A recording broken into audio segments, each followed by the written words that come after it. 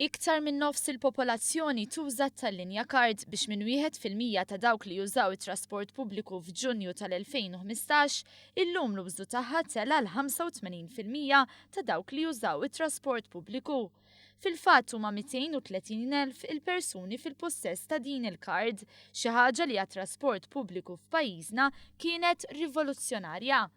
Id-direttur kummerċjali tal-Malta Public Transport Daniel Grech issostni li tal-linja card iffaċilitat it-trasport pubbliku kemm għal passiġġieri kif ukoll għax-xuffiera u l-użu tagħha huwa kruċjali sabiex it-trasport pubbliku jibqa' jitjieb. Xi tfisser tal-linja card hi li meta persuna tħallas bil-card u mhux biflus kontanti meta tirkeb il-bass ikun qiegħed jitjieb l-effiċjenza tas-servizz. Għaliex wieħed ma jqgħod jistenna li jagħti l-qija lix-xufier u x-xufier jagħti ifittex il-qija biex jagħti lura lill-passiġġier, eċċetera.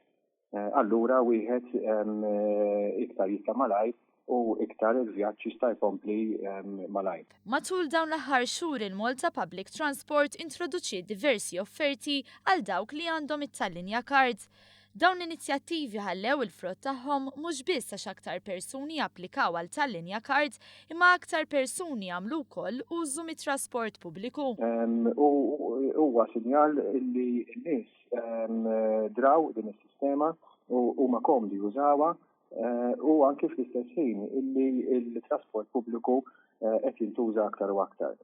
Fil-fatt dan qegħdin narawh ukoll fil-numri ta' passiġġieri li iktar muwaddej żmien iktar qed jiżdiedu n-numru ta' passiġġieri. Daniel Grech tenna wkoll li se jkomplu jkunu mtejba r-rotot filwaqt li l-kumpanija se tisplora aktar idejat innovattivi ta' kif ittejjeb is-servizz.